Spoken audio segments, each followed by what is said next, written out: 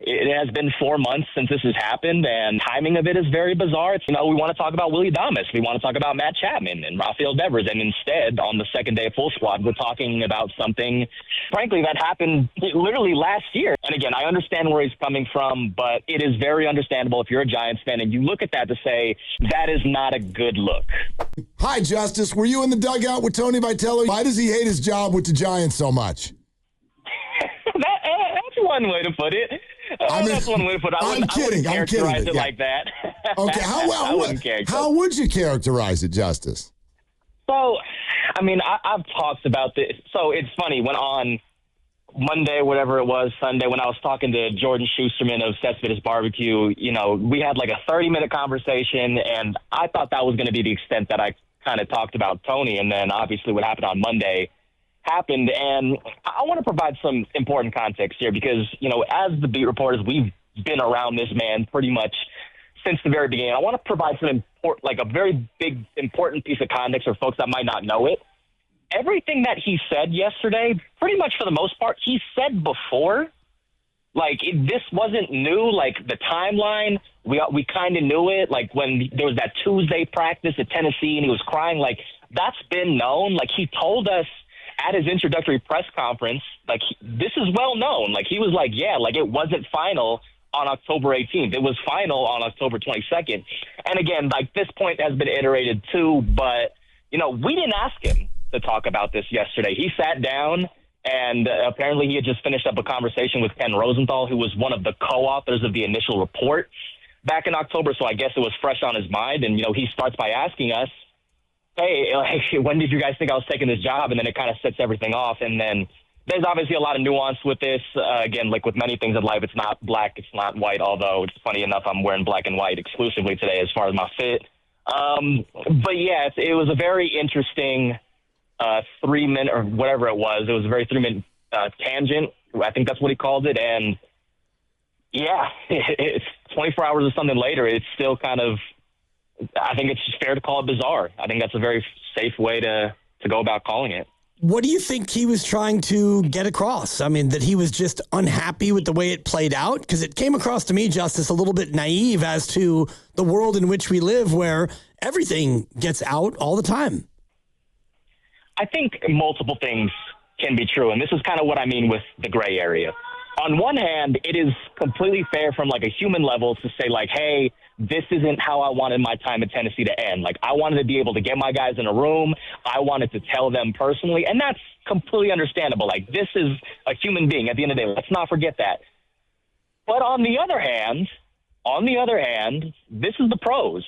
You have very good newsbreakers at this level, Jeff Passan, Ken Rosenthal, John Heyman, with a hiring of this magnitude, and also shout out Andrew Bagley. He was part of he co-authored that, Britt Griol as well.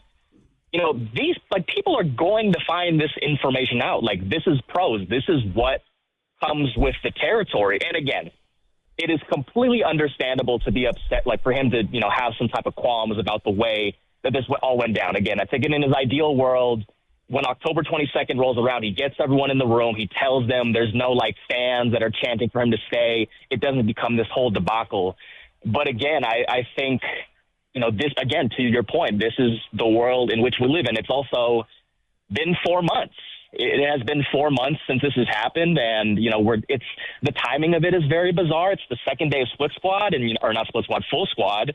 And, we want to talk about Willy Adames. We want to talk about Matt Chapman and Rafael Devers. And instead, on the second day of full squad, we're talking about something, frankly, that happened literally last year. It happened 4 months ago. So the timing of it was odd, bizarre, whatever you want to call it.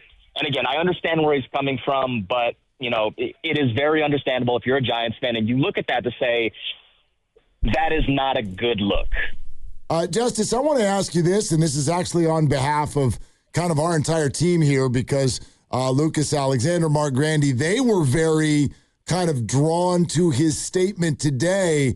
You guys don't need to take everything I say seriously. And then he made that quip about Lil Wayne. And I think for some people they're like, wait a minute, we're not supposed to take what you say seriously? What did you grab from that particular exchange? I don't know, honestly. Like, I'm still kind of like wrapping my head around that. Like, it was because that phrase in particular, I asked him like about the comment yesterday. I can't remember it off the top of my head, but it was that comment where he says, if I found out who had, made the leak, the supposed leak, the course of history might have changed. And like, that was from yesterday, that was the really cryptic one.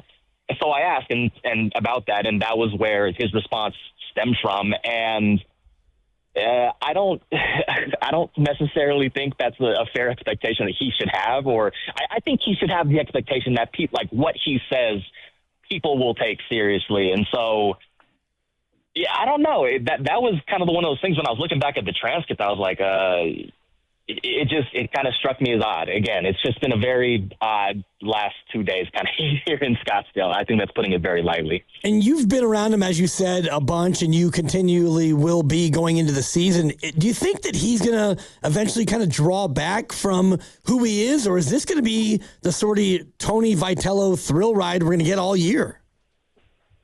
I mean, I think that's a very interesting question because, I don't know the availability specifics when he was in Knoxville, but I was doing some rough back of the napkin math, and it's like you got 162 games times 2. That's, 324 times of availability. You have all of spring training. Like, let's take a couple games here and there that maybe he goes on the road and it's bench coach Jace Tingler out there. Like, we're looking at, 400 availabilities that Tony Vitello is going to be in front of a microphone, and that is – I don't know what the single season high was at Tennessee, but it wasn't that. I guarantee you that. Right. And I think this is going to be one of the learning curves we talk about when it comes to Tony Vitello's rookie season. It's, at some point, words do matter. Phrases and what he says does matter. And he can say, don't take what I'm saying seriously, but people are going to take what he says at face value. So I don't think he's going to pull back necessarily. Like, the Giants hired him because he is who he is, and this is who Tony Vitello is. Now, is he probably going to, learn over the course of the season to, maybe tighten some things up, maybe be a little more concise? Sure, I wouldn't be shocked if, he pulls back in that perspective. But, as far as saying what's on his mind, I've learned a lot about Tony Vitello over the last 4 months, and this is a man who will say what's on his mind. Justice, how do the guys react to him so far from what you've seen?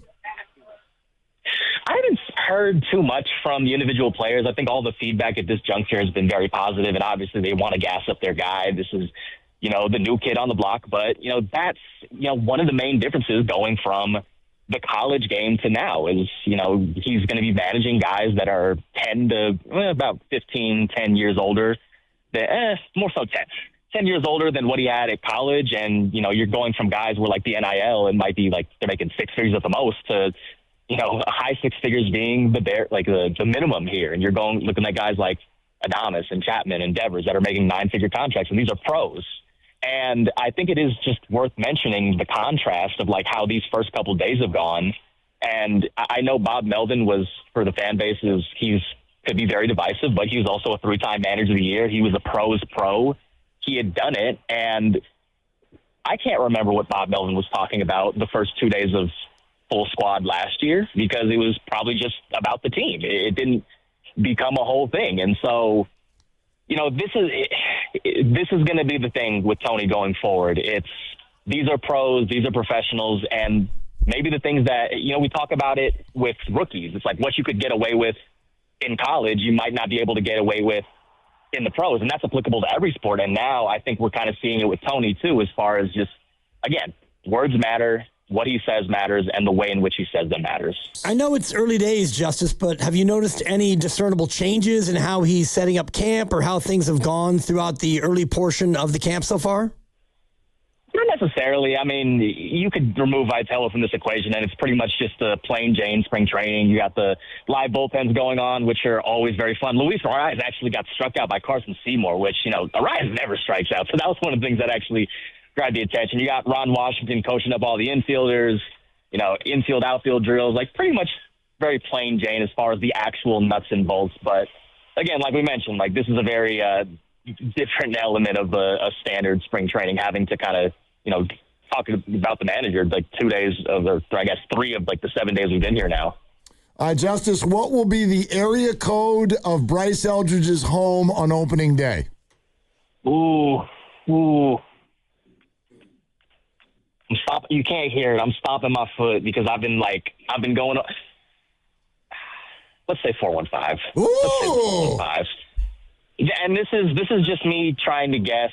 But I think I was pondering this question yesterday, and I think because if Bryce isn't on the opening day roster and they have to choose, I think their best choice from that point on is Gerard Encarnacion, who also has awesome power, but he's unpolished. He hasn't had much track record of success at the major league level, and I think there are valid arguments to both sides of this coin with Bryce. He hasn't played a lot of baseball, quite frankly, as a professional, and he especially hasn't had a lot of at bats above AA. But also, you see some of what he was able to do, the play discipline and the power. You're like, this could play. And I think a very interesting wrinkle in all this too is when you add Arise, when you add even Harrison Bader too, you might just be looking at a very overqualified 7-hitter because they're not going to be if Eldridge is in the opening day lineup, I think Gerard might end up being in the opening day lineup because it's Max Fried probably going to be on the mound for the Yankees and he's a lefty. But if Bryce is on the opening day roster, you're not expecting him to carry the offense. That's why you have Adames and Chapman and Devers and Arise and Jung-Hoo and Elliott. You have guys that are capable of putting together a lot of offense. So you can kind of say to Bryce, hey, go out there, go learn. So I wouldn't be surprised if it's in the 415, but I think the safe answer might be the what is Sacramento's area code? 916. 916. I will say this. This is no disrespect to Sacramento. Bay Area got the best area codes, but I wouldn't be shocked if it's 916. I wouldn't be shocked if it's the 415. But I think as of right now, and even kind of a little sneak peek as far as when guys are taking their BP. He's kind of with that last rung of guys that are taking the batting practice on the field. It's the big dogs first, Arise, Chapman, Devers, Adames, and then you go to the second group and the third group, Eldridge is right in there. So I think it's not all completely telling, but it's a little okay. He's part of this group over here. Let's kind of see where this goes.